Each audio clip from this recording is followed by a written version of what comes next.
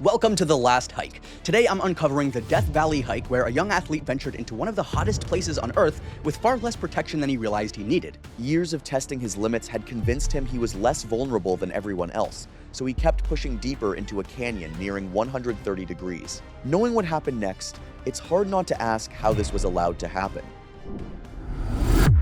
It was July 12, 2013. The day began inside Golden Canyon Trail at Death Valley National Park, where extreme summer temperatures regularly transform an otherwise accessible trail into a dangerous environment for unprepared visitors. Alain Arcega was 23 years old and grew up in Fresno. Back in high school, he played wide receiver on the football team, and even after graduation, that athlete mentality never really went away. Wide receiver. I keep picturing him running sprints in full pads, pushing through the last set when everyone else had already quit.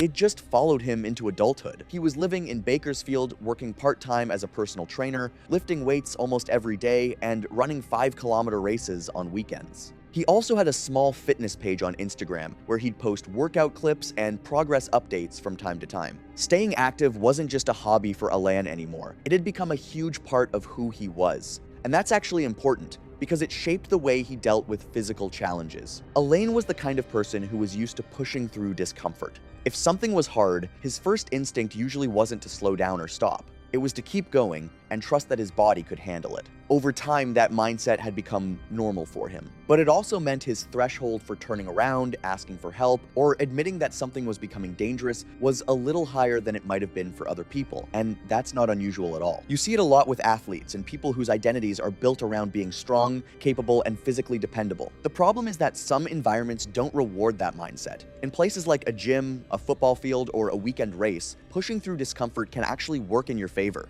But in a place like Death Valley, where the environment itself can overwhelm the human body, ignoring those early warning signs can become incredibly dangerous. Alain had no documented medical conditions, no history of heat illness, and toxicology later returned negative for all substances. He was, by every clinical measure, a healthy young man. Part always stops me. Completely healthy. Nothing working against him on paper. However, being physically fit can sometimes create false confidence in unfamiliar environments, because adaptation to one type of physical stress does not automatically translate to another. He was accompanied by Troyjan Delgado, 25, a warehouse supervisor, and Neftar Yi, 24, a part-time community college student, both from Bakersfield. None of the three had meaningful experience in desert environments. Although they had grown up in California's Central Valley, where temperatures regularly exceed 100 degrees Fahrenheit in summer, the heat of the Central Valley and the heat of Death Valley are fundamentally different, a distinction that is often underestimated by first-time visitors. The Death Valley trip had been discussed casually for months as a bucket list idea. Its reputation as one of the hottest places on Earth was part of its appeal rather than a deterrent. For three men in their 20s who had never seriously considered what that reputation actually meant, the extremity itself made the destination attractive. Eventually, they settled on the weekend of July 12th without giving much thought to the timing. What they didn't realize was that they had chosen one of the hottest weekends of the year to visit Death Valley. July is brutal there. Temperatures regularly climb somewhere between 115 and 130 degrees Fahrenheit, and that's the time of year when park rangers deal with some of their highest numbers of heat-related emergencies. And that's actually something the park tries very hard to communicate. Death Valley's extreme temperatures aren't advertised as some exciting attraction, they're presented as a warning. The park wants visitors to understand exactly what kind of environment they're stepping into, but none of the three had really looked into any of that beforehand. Originally, the plan was actually pretty simple. Troyjan and Neftar had suggested keeping it easy. They would drive out to Badwater Basin, take a few pictures at the marker that identifies it as the lowest point in North America, spend a few minutes looking around, and then head back to the air-conditioned car. I thought that was a good plan. A genuinely good plan. That was it. It wasn't supposed to be a hiking trip at all. It was really just meant to be a short sightseeing stop before heading home.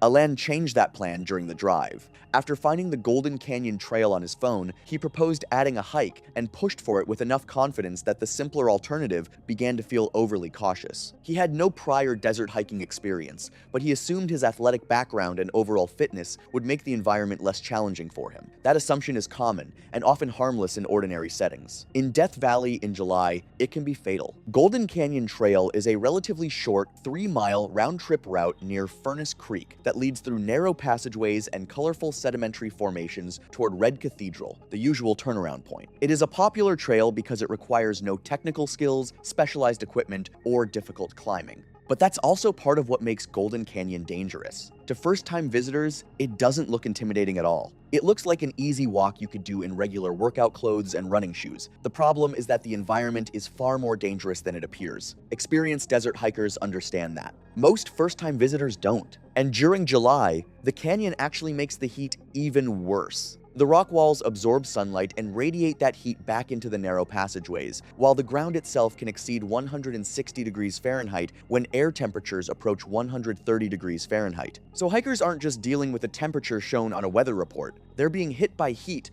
from above, below, and all around them at the same time. And what feels deceptive to me is how harmless it looks from the outside, like an easy shaded walk, until you're already inside it and realize how quickly the conditions change. Conditions on that day further removed many of the body's natural sources of relief. Relative humidity was extremely low, causing sweat to evaporate almost immediately and making it difficult to recognize how quickly fluid was being lost. Winds were minimal, providing virtually no cooling effect. Death Valley can be visited safely for short periods, but only with deliberate preparation. Extreme desert heat requires substantial hydration, appropriate clothing, prior heat acclimatization, and an understanding that general physical fitness is not the same as heat adaptation. This is exactly why the National Park Service tells visitors to avoid hiking after 10 o'clock in the morning during the summer. That recommendation isn't arbitrary. It's based on decades of incidents and reflects the point where the environment starts becoming dangerous for most people, no matter how physically fit they are. The warnings are posted all over the park and are difficult to miss. Meanwhile, their drive from Bakersfield wasn't going as planned. They got a late start, stopped in Mojave, spent some time at Badwater Basin, and by the time they arrived at the Golden Canyon trailhead, they were already past the recommended cutoff time for summer hiking.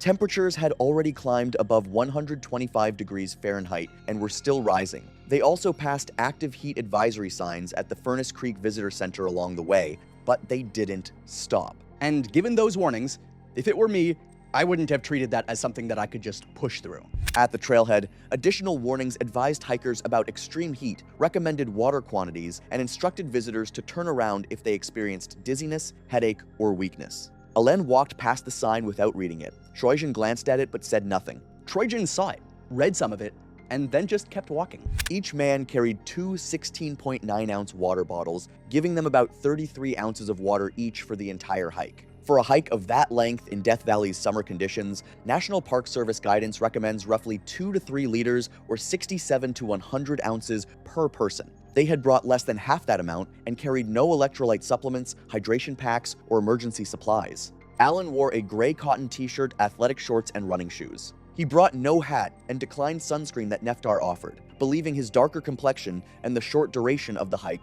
would provide sufficient protection. Neftar had sunscreen and offered it to him. Elaine said no, and I think that's a bad decision. Both assumptions reflected ordinary experience rather than the realities of Death Valley in midsummer. The group also skipped the trail register, a system rangers use to narrow search efforts if hikers fail to return. They then entered Golden Canyon. The first part of the hike actually felt manageable. The unusual rock formations grabbed most of their attention, and Alain naturally drifted 30 to 40 feet ahead of the others, which was pretty normal for him during any kind of physical activity. But as they moved deeper into the canyon, things slowly started to change. Neftar had already gone through about half of his first water bottle, Trojan about a third, while Alain had only taken a few sips despite moving at a faster pace. He was moving faster than both of them and drinking the least. That gap was already working against him, in my view. The environment was changing too. As the canyon narrowed, the heat became much more intense. It wasn't just coming from the sun anymore. It was radiating from the canyon walls, the ground beneath them, and the open sky above, leaving almost no sense of relief anywhere around them. Alain still showed no signs of slowing down. Meanwhile, Trojan and Neftar gradually found themselves walking at a slower pace without really deciding to. Their attention shifted away from the scenery and towards simply managing their bodies in the heat. Alain continued ahead, still not acknowledging the conditions in the same way. Years of athletic training had conditioned him to dismiss discomfort as something to push through. In many environments, that mindset is useful. In extreme heat, however, discomfort is not an obstacle to overcome, but an early warning system. Eventually, Neftar decided he was turning back. He had already noticed he was going through his water much faster than he expected, and he realized he wasn't going to have enough left to safely finish the hike. He made that call himself, without anyone prompting him. Trojan had been thinking the same thing and reached that conclusion on his own. Meanwhile, Elaine was already farther ahead on the trail. When they told him they were heading back, he didn't seem too concerned. He basically said the turnaround point was close, and that there wasn't much reason to worry. Then he just kept walking. There wasn't any big discussion after that. Nobody made plans about where they'd meet later or talked about what to do if someone didn't come back on time. No meeting point, no backup plan, just a quick exchange, and I think he was around the bend after that. After a brief exchange, Trojan and Neftar turned around and started heading back toward the trailhead, while Elaine continued deeper into the canyon by himself. Before separating, Alon told his friends the trail was mostly flat, the turnaround point was close, and he expected to be back at the trailhead within 30 to 40 minutes. On paper, the estimate was reasonable. Under ordinary conditions, the remaining distance would have taken well under an hour. What his calculation failed to account for was how much the environment had already begun wearing him down. Elaine had consistently consumed less water than either Neftar or Trojan, despite moving at a faster pace. By the time he separated from them, he had only finished about half of his first bottle and had roughly 25 ounces remaining for the rest of the hike. He continued at the same brisk pace for a while, still assuming the hike remained manageable despite the worsening conditions. The canyon around him had become noticeably quieter without the presence of the other two. There was no longer anyone nearby to compare pace with, no one asking how he was feeling, and no outside perspective that might have challenged his decision to continue. And what stands out to me is how that kind of confidence can still feel reasonable in the moment, even when the conditions around you are already starting to change in ways you don't fully realize yet. Elaine eventually reached the Red Cathedral turnaround point, where he briefly stopped, finished his first water bottle, and began heading back toward the trailhead. By then, his body was already under significant thermal stress. His return pace gradually slowed. The confident stride he had maintained earlier was beginning to disappear, replaced by shorter, more deliberate steps. The effort required to keep walking was steadily increasing. Eventually, Elaine emptied his second and final water bottle while still nearly a mile from the trailhead. A mile left and completely out of water. That, in my view, is the moment the hike stopped being manageable. He was now completely without water in temperatures nearing 130 degrees Fahrenheit, surrounded by canyon walls and sun-baked ground that continued radiating heat from every direction. From that point onward, there was very little room for mistakes. He still had a considerable distance left to cover, but no remaining way to replace the fluids his body had already lost. His gray cotton t-shirt, which had been soaked with sweat earlier in the hike, now clung heavily to his body as he kept walking. The clothes that had seemed perfectly fine at the trailhead were no longer doing him any favors. By that point, he'd also spent well over an hour under direct midday sun without sunscreen. His face, neck, and forearms had been exposed to uninterrupted sunlight ever since they entered the canyon. As he continued toward the trailhead, the signs that something was changing became increasingly difficult to ignore. His pace continued to slow, and the confidence that had defined the first half of the hike was gradually being replaced by a body that was becoming harder and harder to manage. By that point, he was already much deeper into danger than he appeared to be. Around this stage of the return hike, an experienced hiking couple from Nevada, who had started their own hike much earlier in the morning, passed Elaine while heading back toward the trailhead. Both later provided consistent statements to park rangers. They described him as deeply flushed, unsteady on his feet, and unusually unresponsive. When they greeted him, he neither looked toward them nor acknowledged their presence. He didn't even glance over when they spoke to him, just kept walking, staring straight ahead. They kept walking because, at the time, nothing they saw immediately made it seem like he was in a life-threatening situation. He was still on his feet, still moving, and not very far from the trailhead. Under normal circumstances, that would have been a reasonable assumption to make. What they didn't realize was that his condition was already deteriorating. By that point, he was already showing signs consistent with severe heat illness, even though he was still able to walk on his own. Physical evidence later showed that Elaine's coordination continued to deteriorate as he made his way back toward the trailhead. Investigators documented footprints that gradually deviated 8 to 10 feet away from the marked path toward the East Canyon wall. Whether he intentionally moved there seeking relief or had already lost meaningful spatial awareness could not be determined. Both explanations are consistent with severe neurological impairment caused by extreme heat. By this stage, his body was rapidly running out of options. His limited water supply had already been exhausted, and the environmental conditions no longer allowed his thermoregulatory systems to keep up with the heat surrounding him. The air temperature exceeded normal skin temperature, the ground beneath him radiated extreme heat, and his body could no longer effectively dissipate the heat it was generating itself. By this stage, there were signs that his body was losing its ability to regulate its temperature. His cotton shirt, which had likely been soaked earlier in the hike, was only partially damp when he was found, suggesting that his sweating had already begun to diminish while he was still trying to make his way back toward the trailhead. A shirt that should be completely soaked through, barely damp. I have to sit with that image every time. Once that happened, the situation escalated rapidly. Severe dehydration reduced his blood volume, forcing his heart to work harder to maintain circulation while his body simultaneously struggled to cool itself. As his core temperature continued rising, his coordination, judgment, and spatial awareness would have progressively deteriorated alongside it. By this point, the environment was no longer something he was navigating successfully, but something his body was increasingly unable to overcome. Eventually, Alain made his way over to the East Canyon wall, but it didn't offer any relief at all. It was still sitting in direct sunlight and radiating heat back into the canyon instead of protecting him from it. He went to that wall looking for something, shade, anything, and I think the wall had nothing to give him. Whether he intentionally sat down there or simply collapsed is something no one can say for certain anymore. At that point, though, it didn't make much of a difference.